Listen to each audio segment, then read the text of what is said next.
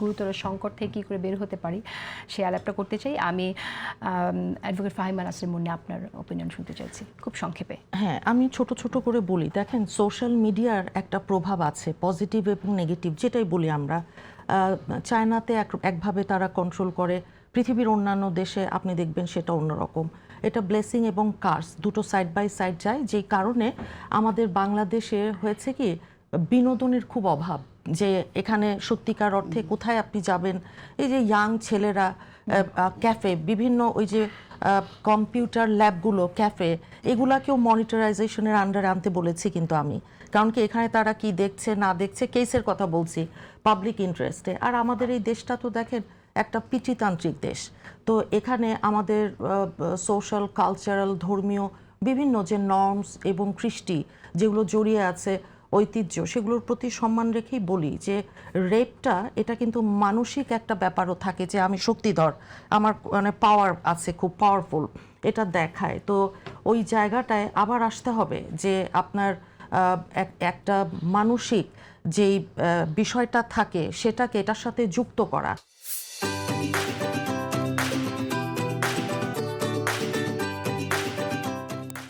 এবং এই ধরনের কোনো ঘটনা যখন একজন শিশুর সাথে ঘটে, সেটা আমার অতীতের মামলায় বলা আছে যে শিশুর নামধাম পরিচয় কিছুই মিডিয়া দেবে না, আর পাশাপাশি তারা দিবে যে অপরাধী যে এই কাজটা করেছে তার নামধাম পরিচয় সব কিছু খুব বড় করে দিবে, খুব বেশি করে দিবে, যেন মানুষ এটা জানতে পারে।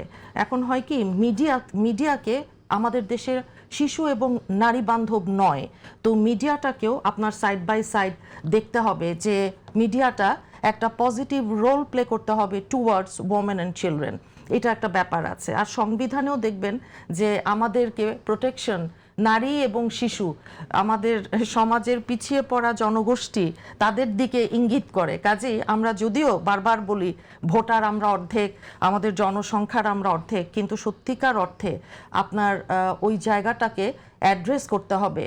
মানে এটা হচ্ছে কি একটা আমূল পরিবর্তনের একটা ব্যাপার আছে সমাজে। আমার মনে হয় যে সেই জায়গা থেকে সরকারের সবচেয়ে ভূমিকাটা এখানে গুরুত্বপূর্ণ, অসম্ভব গুরুত্বপূর্ণ। যে আলাপগুলো এসেছে যদি আমরা র্যাপ আপ করি আপনার সাজেশন সহ, সেটা হচ্ছে যে একটা বৈপ্লবিক উদ্যোগ নিতে হবে এবং সরকারের এখানে অন্যান্য মন্ত্রণালয় সহ এখানে বসতে হবে, যেখানে আইন মন্ত্রণালয়, এখানে নারী শিশু মন্ত্রণালয়, সমাজ কল্যাণ মন্ত্রণালয় এবং সমাজ মন্ত্রণালয়, এখানে যে হ্যাঁ ৫-৬টা মন্ত্রণালয়কে খুব কাছে, এবং মহিলা অধিদপ্তর, শিশু অধিদপ্তর, এগুলোকে ভীষণ কাছাকাছি এনে ডেটাবেস যেটা বলেছি সেটার একটা পজিটিভ ইম্প্যাক্ট হবে, যে শিশু ধর্ষণকারীদের ছবি, নাম ধাম, বয়স, পরিচয় একেবারে এলাকা ভিত্তিক করা, এবং সেই সাথে আপনার বিচারহীনতার যে সংস্কৃতিটা আছে। আমার ফিল্ডে আসি এবার, দেখেন কনভিকশন রেট, এটার উপর বেশ কিছুদিন আগে একটা প্রথম আলোতেই পত্রিকায় খুব একটা ইম্পর্টেন্ট রিপোর্ট বেরিয়েছিল যে নারী ধর্ষণ, শিশু ধর্ষণের বেলায় কনভিকশন রেটটা এত লো, মানে you will not believe it. এখানে অ্যাকুইটাল হয়ে যায় সাক্ষীর অভাবে, প্রমাণের অভাবে। আমার প্রভাব, it is not difficult, it is the system of the society. কেন ইফ আই হ্যাভ মানি, আপনি এখানে রেপ কেসের ক্ষেত্রে যেভাবে সাক্ষী দিতে হয় এবং যিনি ভুক্তভোগী তাকে যেভাবে ডেসক্রাইব করতে হয়, তাকে তো তার দ্বিতীয়বার তৃতীয়বার ধর্ষণ হওয়ার মতো অভিজ্ঞতা তার হয়। 100% ঠিক বলছেন আপনি একদম। দ্বিতীয়বার যেন ধর্ষণ না হয়, সেটা মেডিকেল যখন হয় একজন শিশু অথবা মহিলার এরকম দুঃখজনক একটা ঘটনার পরে আমাদের সাইকোলজি হচ্ছে খুব তাড়াতাড়ি আমরা গোসল করে ফেলি, শাওয়ার নিয়ে নিই, তখনই হয় কি মেডিকেলের যে এভিডেন্সগুলো চলে যায়।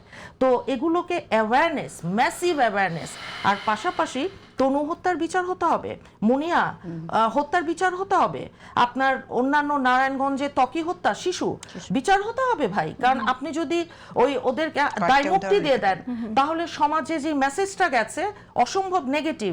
আর যে কি আমি ক্ষমতার সাথে আছি, আমাকে কেউ ছুতে পারবে না, আমি ক্ষমতার সাথে আছি না, এখানে ক্ষমতার কোনো ব্যাপার নাই। এখানে কোনো ক্ষমতা, কোনো টাকা পয়সা, কোনো রাজনীতি, কোনো কিছু আসবে না। এখানে আসবে শুধু একটাই, আমরা মহিলা, আপনার মা মহিলা, আপনার স্ত্রী মহিলা, আপনার মেয়ে মহিলা, আপনার নাতনি মহিলা, আপনি ওইটা মাথায় রাখেন, মহিলাদেরকে সম্মান করেন। আর এই জিনিসগুলো আমি মনে করি অত্যন্ত সেনসিটিভ, যদিও আমরা আশা করি যে আসলে সরকারের সংশ্লিষ্ট মন্ত্রণালয়গুলো এই বিষয় নিয়ে ভাববে এবং অনেকগুলো মন্ত্রণালয়ের কাজ আছে, খুবই দ্রুত কাজ নেবে। আমরা আপনাদের যার যার জায়গা থেকে এই বিষয়টা আপনারা কথা বলবেন এবং তাদেরকে প্রভাবিত করবেন সেই আশাবাদ রাখছি। আশাবাদ রেখে আমি অন্য টপিকে একটু যেতে চাই।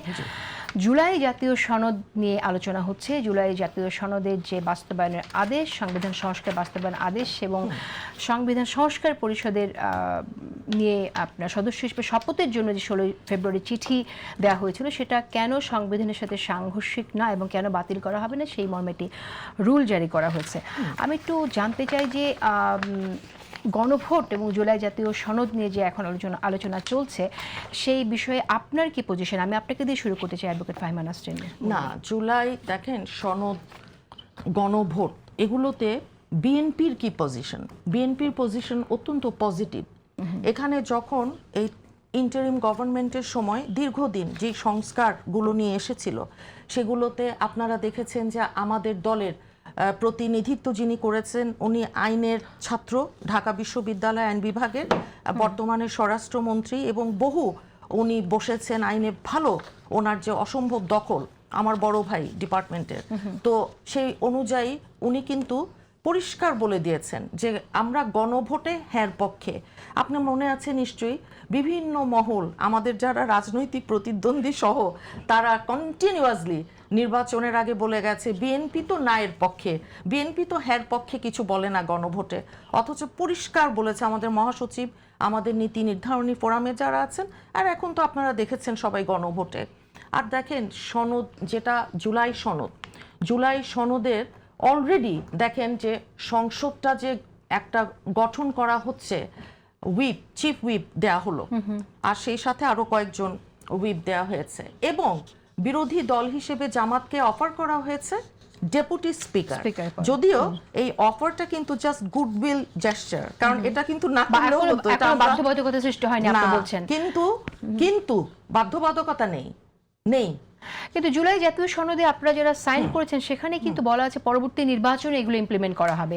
আপনিও আজকে বলছেন বাধ্যবাধকতা নেই। আমরা এর আগেও জামাতের একজন নেতা তিনি বলেছেন যে বাধ্যবাধকতা নেই, বিশেষ করে নারী প্রার্থীদের দেবার ব্যাপারে, কিন্তু আমি এটা পড়ে দেখেছি পরবর্তী নির্বাচনে এফেক্টিভ এরকমটা উল্লেখ করা আছে। আমি জানি না আসলে আপনি হয়তো ভালো বলতে পারবেন না। ঠিক আছে, এখন দেখেন বাধ্যবাধকতা নেই, তারপরও আমি বলেছি যে এটা একটা উদারতা, রাজনৈতিক সংস্কৃতিতে আমূল পরিবর্তন, গণ অভ্যুত্থানে হাজার হাজার ছাত্র জনতার রক্তের উপর যে পরিবর্তনটা প্রত্যাশা করছে বাংলাদেশের সব মানুষ, একটা আকাশচুম্বী প্রত্যাশা, সবকিছু মিলিয়ে আমাদের ভীষণ সম্মান আছে। আপনি জানেন যে বিএনপির আমাদের মানে নেতাকর্মী মিলিয়ে 422 জন কিন্তু জীবন দিয়েছে এই গণ অভ্যুত্থানে, আর হাজার হাজার 40,000-এর মতো ছাত্র জনতা তারা পঙ্গুত্ব বরণ করেছে, আপনি অন্ধত্ব বরণ করেছে, শিশুরা মারা গেছে। সেই অবস্থায় আমরা বলেছি স্পিকার আমাদের তো দেব, যেটা ওই 2/3 মেজরিটি যেহেতু আছে, ডেপুটি স্পিকারটা এটা যদিও বাধ্যবাধকতা না হলেও, ওই যে আমরা যেহেতু সনদে সাইন করেছি, যদিও আমাদের নোট অফ ডিসেন্ট আছে আমাদের, আর যেই জায়গাগুলোতে নোট অফ ডিসেন্ট নেই সেই জায়গাগুলো ইমপ্লিমেন্ট করতে একটু পিছপা কিন্তু হচ্ছে না বর্তমানে যে সরকার এবং বিএনপি।